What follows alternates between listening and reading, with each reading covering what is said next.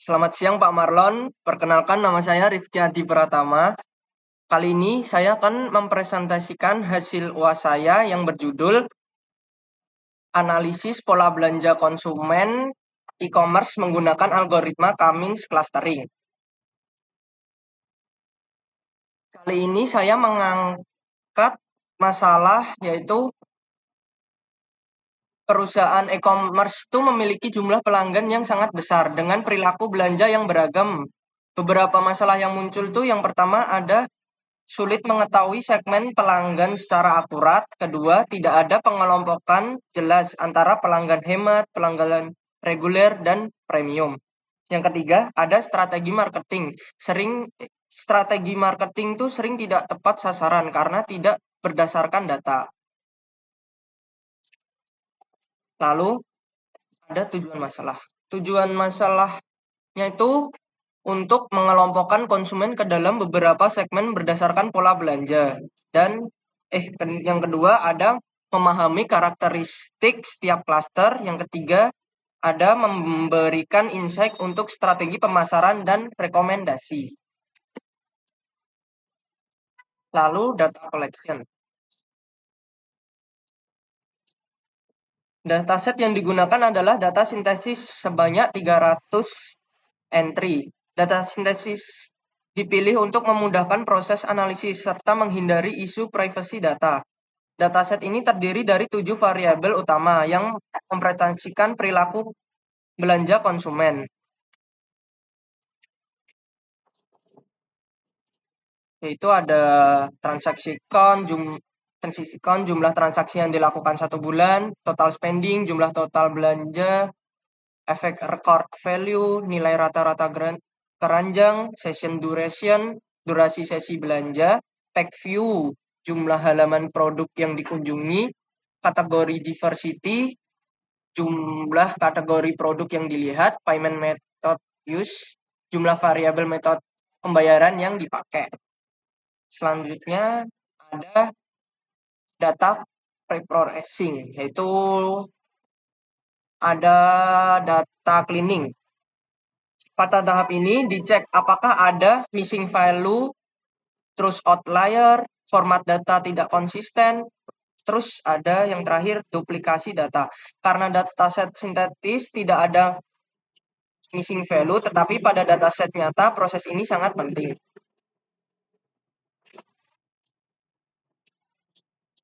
Lalu ada normalisasi data. Cummins sangat sensitif terhadap perbedaan skala. Contoh, total spending bisa bernilai 1000. Dua, ada kategori diversity hanya bernilai 1 sampai 10. Jika tidak dinormalisasi, variabel dengan skala terbesar akan mendominasi hasil clustering. Tujuan menormalisasi data ini untuk yang pertama mengubah seluruh variabel berada pada skala yang sama. Yang kedua, ada mempercepat konvergensi. Yang ketiga, membuat Cummins lebih akurat.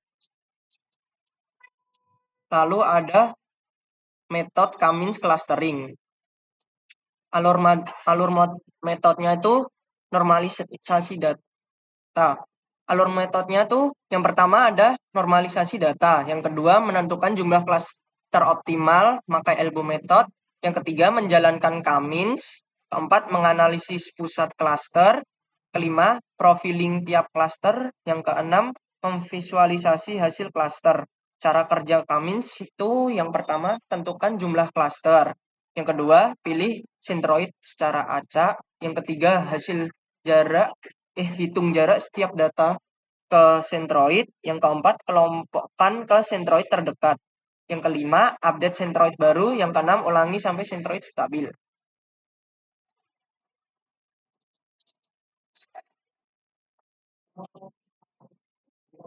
Normalisasi data. Normalisasi data menggunakan Z-core digunakan untuk menyamakan skala seluruh variabel. Contoh, total spending bernilai 2000, payment method use 1 sampai 5. Normalisasi data dilakukan untuk memastikan semua variabel memiliki skala yang sama sehingga algoritma Cummins bisa mengelompokkan data dengan adil dan akurat. Ini hasil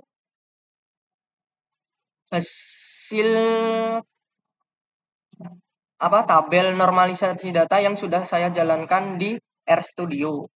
Bentuk tabel data yang sudah dinormalisasi yang sudah saya jalankan di RStudio. Mari kita jalankan ulang.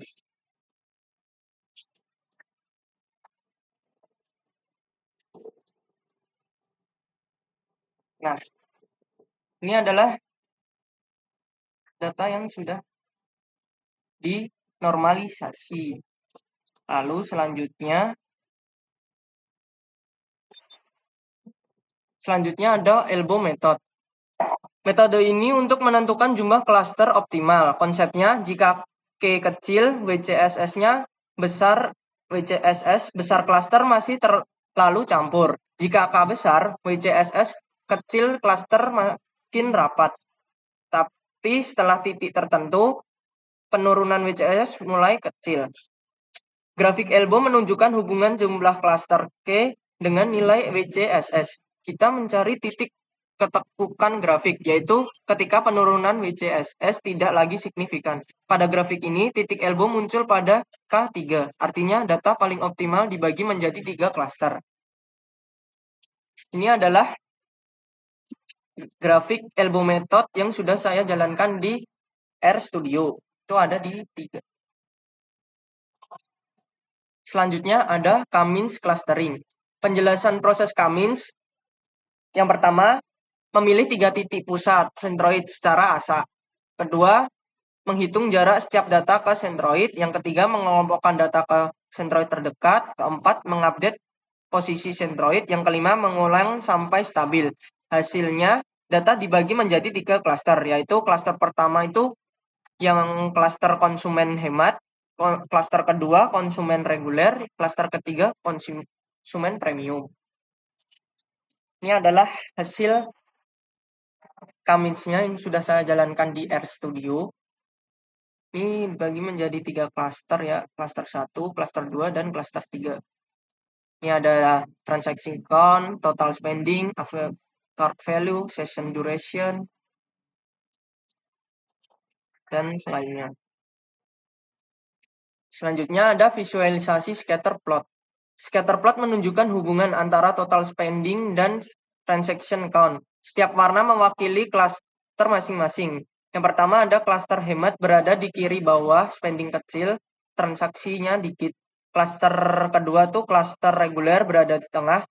3 klaster premium berada di kanan atas, sering belanja dan pengeluarannya besar. Ini adalah untuk grafiknya yang sudah saya jalankan di RStudio. Klaster pertama itu berwarna pink, yang klaster kedua berwarna hijau, klaster ketiga warna biru.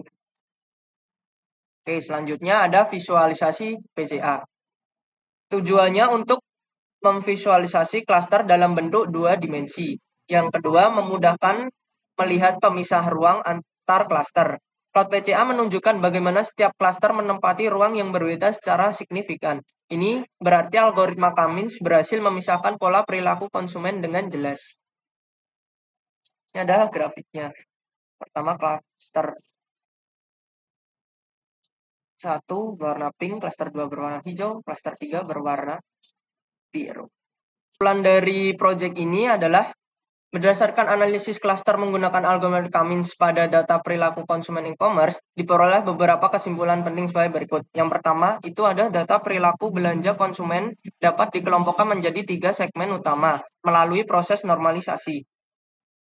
Penentuan jumlah klaster menggunakan elbow method dan penerapan K-means dengan K3, algoritma berhasil mengelompokkan konsumen e-commerce ke dalam 3 klaster yang berbeda. Yang kedua, setiap klaster memiliki karakter perilaku belanja yang berbeda berdasarkan nilai rata-rata min pada variabel. Ada transaksi count, total spending, pack view, session duration, kategori, diversity, payment method. Maka didapatkan yang pertama itu ada klaster hemat. Ciri-cirinya jumlah transaksinya itu rendah, terus total spendingnya kecil, aktivitas browsing ringan, waktu sesinya pendek, waktu belanjanya. Tentang prestasinya, konsumen jarang belanja, hanya membeli kebutuhan tertentu.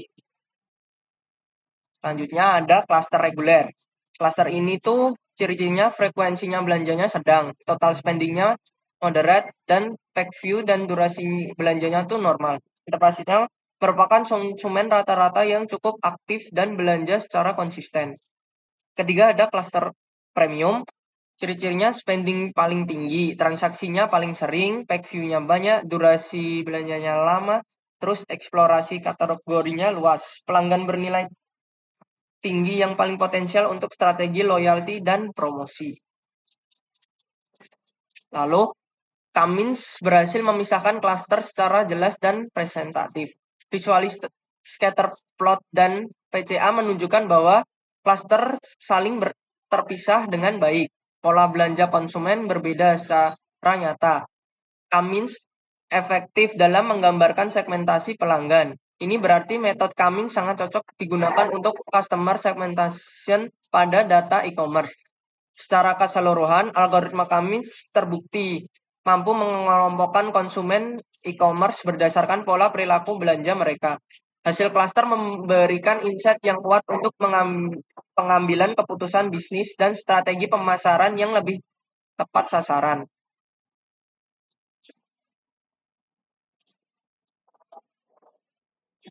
Sekian dari presentasi saya. Terima kasih.